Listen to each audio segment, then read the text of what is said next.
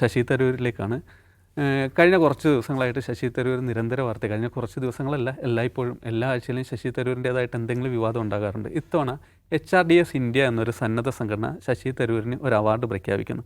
ആ അവാർഡ് ശശി തരൂരിന് മാത്രമല്ല 5 പേർക്കാണ്. സവർക്കറിൻ്റെ പേരിലുള്ള അവാർഡാണ് എന്നാണ് അതിൻ്റെ പ്രത്യേകത. ആ അവാർഡ് ദാന ചടങ്ങ് ഇന്ന് ഡൽഹിയിലാണ് നടക്കുന്നത്. ഈ ശശി തരൂരിൻ്റെ അന്താരാഷ്ട്ര തലത്തിലുള്ള ഇടപെടലൊക്കെ പരാമർശിച്ചുകൊണ്ടാണ് ഈ അവാർഡ് അവർ പ്രഖ്യാപിക്കുന്നത്. അവർ സന്നദ്ധ സംഘടന പറയുന്നത് ശശി തരൂർ ഈ വിവരം അറിയിച്ചപ്പോഴത്തേക്ക് അവാർഡ് സ്വീകരിക്കാം, അതിൽ അദ്ദേഹം സന്തോഷം അറിയിച്ചു എന്നൊക്കെയാണ്. എന്നാൽ ഇതിൽ ഭയങ്കര വിവാദമായതിനെ തുടർന്ന് ഇപ്പോൾ തരൂർ ഇതിനെ തള്ളിപ്പറയുകയുണ്ടായി. തള്ളിപ്പറയുന്ന ഒരു ഘട്ടത്തിലും അദ്ദേഹം സവർക്കറിൻ്റെ പേരിലുള്ള അവാർഡിനെയോ സവർക്കറിനെയോ അല്ല തള്ളിപ്പറയുന്നത്, തന്നെ മുൻകൂട്ടി അറിയിക്കുകയോ അല്ലെങ്കിൽ ഇത്തരത്തിൽ താൻ അങ്ങോട്ട് അവാർഡിനെ സമീപിക്കുകയോ ഒന്നും ചെയ്തിട്ടില്ല, തന്നെ എങ്ങനെയാണ് ഇതിന് പരിഗണിച്ചതെന്നറിയില്ല, അത്തരം കാര്യങ്ങളൊന്നും ഇവർ അറിയിച്ചിരുന്നില്ല. അതുകൊണ്ട് തന്നെ ഈ അവാർഡ് ദാന ചടങ്ങിൽ പങ്കെടുക്കാൻ പോകുമോ ഇല്ല എന്നുള്ള ചോദ്യത്തിന് പ്രസക്തി ഇല്ല എന്നാണ് തരൂർ പറയുന്ന. ഒരു വശത്ത് കോൺഗ്രസിൻ്റെ അകത്ത് നിന്ന് നിരന്തരം സംഘപരിവാറിനെ പുകഴ്ത്തുന്ന, മോദിയെ പുകഴ്ത്തുന്ന തരൂരിനെ കാണുന്നുണ്ട്. അതോടൊപ്പം തന്നെ സവർക്കറിൻ്റെ പേരിലുള്ള അവാർഡിന് പരിഗണിക്കപ്പെടുന്ന തരൂർ നമ്മുടെ മുന്നിൽ മറ്റൊരു ചോദ്യമാണ്. അതിലേക്കാണ് അജിംസ്, തരൂരിൻ്റെ ആ മറുപടി വായിച്ചിരുന്നു കാണുമല്ലോ, ഫേസ്ബുക്കിലും ബാക്കി സോഷ്യൽ മീഡിയകളിലും എഴുതിയിരുന്നു. അതിലൊരിടത്ത് പോലും സവർക്കറോ അല്ലെ സവർക്കർ പിൻപറ്റിയിരുന്ന രാഷ്ട്രീയമോ അതിനെക്കുറിച്ചൊന്നും പറയാതെ എന്നെ ഇത് മുമ്പേ അറിയിച്ചിരുന്ന ഒരു വ്യവസ്ഥാപിതമായ രീതിയിലായിരുന്നു ഞാൻ വന്ന് ഏറ്റുവാങ്ങിയനെ എന്ന രീതിയിലല്ലേ ആ മറുപടി. അദ്ദേഹം പറയുന്ന ആരാണ് അവാർഡ് പ്രഖ്യാപിച്ചതെന്ന് അറിയില്ല, സംഘടന ഏതാണെന്ന് എനിക്കറിയില്ല എന്നൊക്കെ പറഞ്ഞിട്ടാണ് അദ്ദേഹം അവാർഡിൽ നിന്ന് വരുന്നത്. അതിൻ്റെ വിശദീകരണം ഞാൻ വായിച്ചിരുന്നു, ഫേസ്ബുക്കിലും ട്വിറ്ററിലൊക്കെ ഉണ്ട്.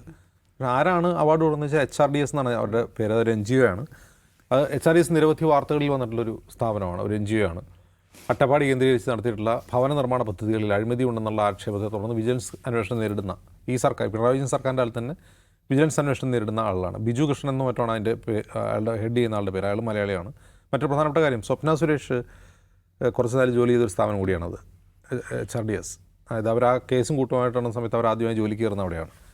പിന്നെ അത് RSS ബാക്കപ്പ് ഉള്ള ഒരു സംഘടനയാണ്. അപ്പോൾ അവർ സവർക്കറുടെ പേരിൽ അവാർഡ് കൊടുക്കുമ്പോൾ അങ്ങനെ ഒരു അവാർഡ് ശശി തരൂരിനോട് പറയാതെ അവർക്ക് പ്രഖ്യാപിക്കാൻ മാത്രം ഒരു കടലാസ് സംഘടനയല്ല അവർ. അത് കടലാസ് സംഘടനകൾ പലർക്കും അവാർഡ് പ്രഖ്യാപിക്കാറുണ്ട്. ഇപ്പോൾ ഉദാഹരണത്തിന് പള്ളുരുത്തി സ്കൂളിൽ ആ പ്രശ്നം ഉണ്ടാക്കിയ പ്രിൻസിപ്പാളിന് ഏതോ ഒരു റോട്ടറി ക്ലബ്ബ് അവാർഡ് പ്രഖ്യാപിച്ചതുകൊണ്ട് നമ്മളൊരു പോസ്റ്റർ അടിക്കേണ്ടിരുന്നു. ആക്ച്വലി അതൊരു കടലാസ് അവാർഡ് പ്രഖ്യാപനമാണ്. പക്ഷേ ഇതങ്ങനെയല്ല. HRDS ഒരു കടലാസ് സംഘടനയല്ല. അവർ ഗ്രൗണ്ടിൽ പ്രവർത്തിക്കുന്ന ഒരു സംഘടനയാണ്, അട്ടപ്പാടി കേന്ദ്രീകരിച്ച് പ്രവർത്തിക്കുന്ന ഒരു സംഘടനയാണ്. അവർക്ക് വ്യക്തമായ ഓഫീസുണ്ട്, ലെറ്റർ ഹെഡ് ഉണ്ട്, അതിന് ഭാരവാഹികളുണ്ട്, RSSൻ്റെ ബാക്കപ്പും ഉണ്ട്.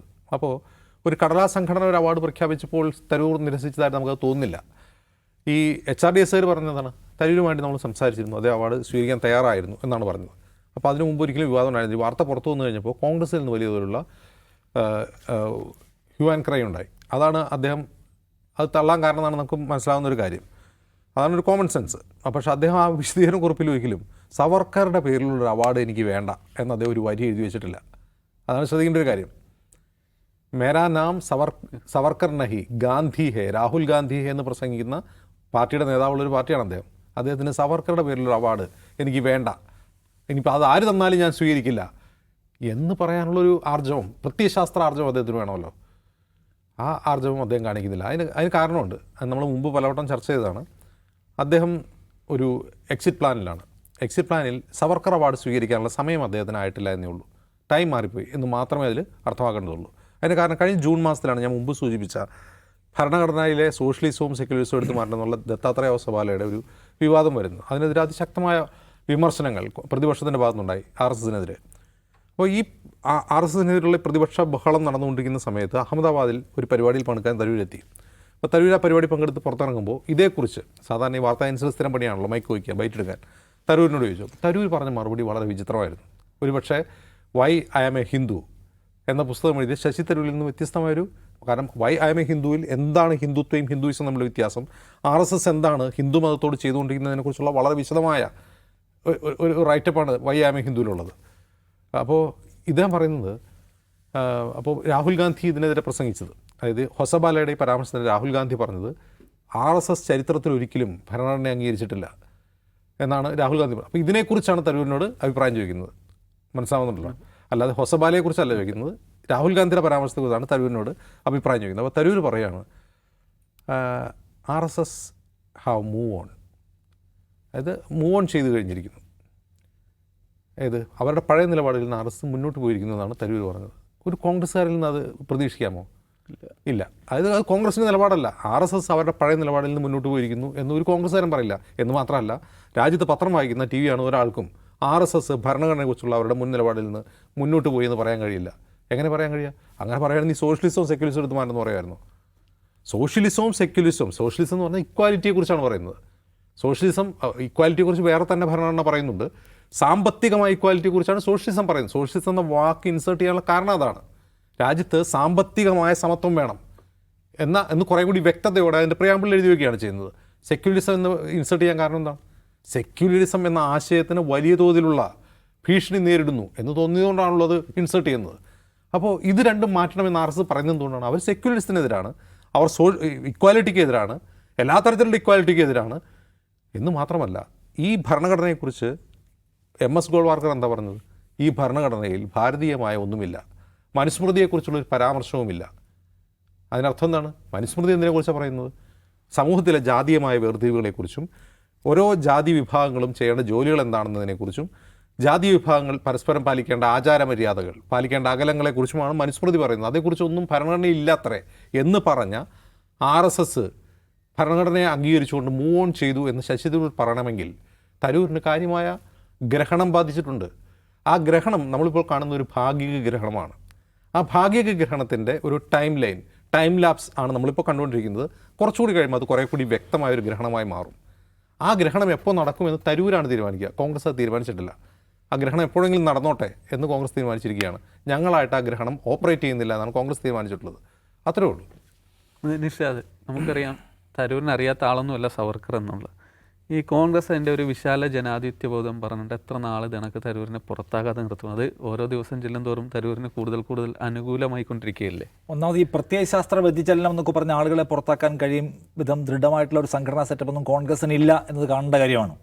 രണ്ടാമത് ഈ തരൂരിന് ഇന്ത്യൻ ഹിന്ദുത്വയ്ക്ക് ഉപയോഗിക്കാൻ കഴിയാവുന്ന തരത്തിലുള്ള ഇരപരിവേഷം ഉണ്ടാക്കി കൊടുക്കേണ്ട എന്നുള്ളൊരു പൊളിറ്റിക്കൽ സ്ട്രാറ്റജിയും അവർ ഈ ഘട്ടത്തിൽ എടുക്കുന്നുണ്ടാവും. കാരണം ഹിന്ദു മതത്തിന് വേണ്ടി സംസാരിച്ചു, why I am a Hindu എന്നുള്ള പ്രൗഡ് പുസ്തകം എഴുതിയ ഒരാളെ പുറത്താക്കി എന്നൊക്കെ പറഞ്ഞ് വേണമെങ്കിൽ വലിയ ക്യാമ്പയിൻ നടത്താൻ പറ്റുമല്ലോ. എന്ന് മാത്രമല്ല, തരൂരിന് അപ്പുറത്ത് പോയി പെട്ടെന്ന് വലിയ പദവികൾ മേടിക്കാൻ പറ്റും. അങ്ങനെ ഇപ്പോൾ ഞങ്ങൾ പുറത്താക്കിയിട്ട് വേഗം പോയി പദവികൾ മേടിക്കേണ്ടെന്നൊക്കെ അവർ ചിന്തിക്കുന്നുണ്ടാവും.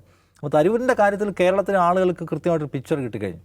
തരൂർ കോൺഗ്രസ്സിലാണെന്ന് തരൂർ മാത്രമേ പറയുന്നുള്ളൂ, വേറെ ആരെങ്കിലും നമ്മൾ വിചാരിക്കുന്നുണ്ടോ? ഇപ്പോൾ സിഗേഷ് ഞാൻ പറയും, സിഗേഷിന് 10-40 വയസ്സ് എടുക്കുന്നുണ്ടല്ലോ. സിഗേഷ് ഇത്രയും കാലം ഒരു സെക്യുലർ പൊസിഷനിൽ ജീവിച്ചു.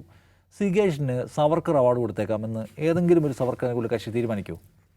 നിങ്ങൾ വാങ്ങിക്കുമെന്ന് അവർ വിചാരിക്കുമോ? ഇല്ല. കാരണം നിങ്ങൾ ഇത്രയും കാലം ജീവിച്ചത് ഒരു സെക്യുലർ ലൈനിൽ ജീവിച്ച ആളാണ്. സിഗേഷിന് ഒരു അവാർഡ് കൊടുത്തേക്കാം, അല്ലെങ്കിൽ അജിംസ് ഒരെണ്ണം കൊടുത്തേക്കാം എന്ന് തീരുമാനിക്കുമോ? നിരന്തരമായി അജിംസ് എടുക്കുന്ന പൊളിറ്റിക്കൽ പൊസിഷൻ എന്താണെന്ന് എല്ലാവർക്കും ഈ അറ്റ്ലീസ്റ്റ് ഏറ്റവും കുറഞ്ഞ ഈ ഷോ കാണുന്നവർക്കറിയാം. ഈ ഷോ കാണുന്ന ഏതെങ്കിലും ആൾ തീരുമാനിക്കുകയാണ് സവർക്കർ അവാർഡിന് പറ്റിയ ഒരാളാണ് ഇദ്ദേഹം. ഇല്ല. അപ്പോൾ എന്തുകൊണ്ടാണ് തരൂർ തിരഞ്ഞെടുക്കപ്പെടുന്നത്?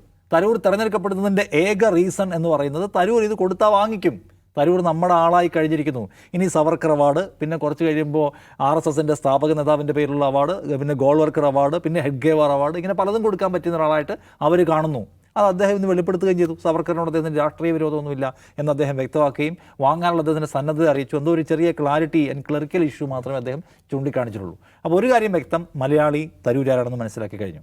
ഒരു വിഷയമുണ്ടാകുമ്പോൾ കേരളത്തിൻ്റെ ഒരു മതനിരപേക്ഷതയുമായി ബന്ധപ്പെട്ട ഒരു മർമ്മപ്രധാനമായ സംഗതി വരുമ്പോൾ, ഇന്ത്യയുടെ മതനിരപേക്ഷതയുമായി ബന്ധപ്പെട്ട ഒരു സീരിയസ് ഡിസ്കഷൻ വരുമ്പോൾ, അതിലൊരു സിനാരിയോ ഡെവലപ്പ് ചെയ്യുമ്പോൾ അതിൽ തരൂർ എവിടെയായിരിക്കും എന്ന കാര്യത്തിൽ മലയാളി പൊതുബോധത്തിന് ഒരു കൃത്യത കിട്ടി. തരൂർ നമ്മുടെ കൂടെ ആയിരിക്കില്ല.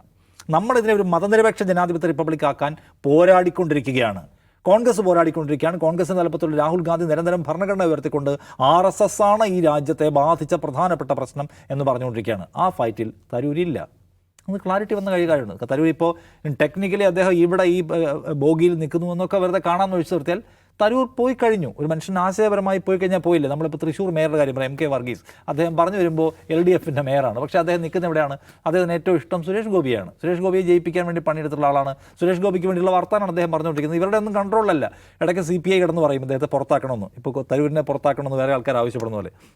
MK വർഗീസിനെ പുറത്താക്കാൻ പറ്റാത്ത CPM ആണ് തരൂരിനെ കോൺഗ്രസ് പുറത്താക്കുന്നില്ല എന്നൊരു ബഹളം ഉണ്ടാക്കുന്നത്. അങ്ങനെ ഒരു കോമഡി ഉണ്ട്. അതുകൊണ്ട് അപ്പോൾ ഞാൻ പറഞ്ഞു വരുന്നത്, ആ നിലയ്ക്കുള്ള ഒരു മനുഷ്യനായിട്ട് ഇദ്ദേഹം നിൽക്കുന്നു. പിന്നെ സ്ട്രാറ്റജിയാണ്. KV തോമസിൻ്റെ കാര്യത്തിലും കോൺഗ്രസ് സ്വീകരിച്ചതാണ്. KV തോമസ് പല നമ്പർ ഇറക്കി നോക്കി അവസാനം അദ്ദേഹം ഇറങ്ങിപ്പോവാണ് ചെയ്തത്. അദ്ദേഹം പരിധി വിട്ടപ്പോഴാണ് ഇവർ പുറത്താക്കാൻ തീരുമാനമെടുക്കുന്നത്. അപ്പോൾ പുറത്താവാൻ ശ്രമിക്കുന്ന ആൾക്കാർ അവരുടെ തരൂരിന് അത്രയൊക്കെ അന്തസ്സ് ബാക്കിയുണ്ടെന്ന് തോന്നുന്നു കേട്ടോ. വെറുതെ ഇറങ്ങിപ്പോയിട്ട് ഈ അനിൽ ആൻ്റണിയൊക്കെ പോലെ എന്തെങ്കിലും ഒരു ഒരു ഒരു ടോം വടക്കനെ പോലെ ഒരു സബ്സ്റ്റാൻഡേർഡ് കാരണം പറഞ്ഞ് പോകാൻ അദ്ദേഹമില്ല. അദ്ദേഹത്തിന് ഒരു പ്ലോട്ട് അദ്ദേഹം ബിൽഡ് ചെയ്തുകൊണ്ടിരിക്കുന്നു, ആ കാരണം വലുതാക്കി അതിൻ്റെ പേരിലുള്ള രക്തസാക്ഷി പരിവേഷം അതൊക്കെ അദ്ദേഹം ആഗ്രഹിക്കുന്നത്. അത് അദ്ദേഹം ഈ UN-ലൊക്കെ ഇരുന്നതിൻ്റെ ഇതായിരിക്കും. ചുമ്മാ ഇറങ്ങിപ്പോകുന്നതിൻ്റെ ഒരു പ്രശ്നമുണ്ടല്ലോ, ആ ഒരു അന്തസ്സ് പോലെ പ്രശ്നം ഉണ്ടാവും. എനിവേ അദ്ദേഹം പോയി. കോൺഗ്രസ്സുകാർ മനസ്സിലാക്കുന്നത് അങ്ങനെയാണ്. കോൺഗ്രസ്സുകാർ ഇപ്പോൾ പരിധി വിട്ട് അദ്ദേഹത്തെ റെസ്പെക്ട് ചെയ്തു. ഞങ്ങളുടെ തരൂരിൻ്റെ കൂടെ ഒരു ഫോട്ടോ എടുത്ത് പോസ്റ്റ് ചെയ്തേക്കാം, അദ്ദേഹം ഒരു അന്താരാഷ്ട്ര നേതാവാണല്ലോ എന്നൊന്നും കോൺഗ്രസ്സുകാർ പോലും കാണുന്നില്ല. പ്രത്യേകിച്ച് കോൺഗ്രസ്സിലെ യുവ നേതാക്കളും യുവ പ്രവർത്തകരും സിമ്പതൈസൊന്നും അദ്ദേഹത്തെ വാല്യൂ ചെയ്യുന്നില്ല. അതിൽ കൂടുതൽ പ്രാധാന്യം കിട്ടുന്ന വേറെ നേതാക്കൾ, അതിൽ കൂടുതൽ ആൾക്കാർ സ്നേഹിക്കുന്ന അബിൻ വർക്കിയാണെന്ന് എനിക്ക് തോന്നുന്നത്. അതിൽ അത്രയൊന്നും വാല്യൂ ഇദ്ദേഹത്തിന് കിട്ടുന്നില്ല. അപ്പോൾ ആ നിലയ്ക്ക് കോൺഗ്രസ്സുകാരുടെ സമീപനത്തിലും നാട്ടുകാരുടെ സമീപനത്തിലും മാറ്റം വന്നിരിക്കുന്നു. ഇനിയിപ്പോൾ അദ്ദേഹം അവിടെ പോയി ഒഫീഷ്യലി ചേരുകയാണെങ്കിൽ ചേർന്നോ ശരി എന്നേ മലയാളി വിചാരിക്കുന്നതാണ് ഞാൻ കാണുന്നത്.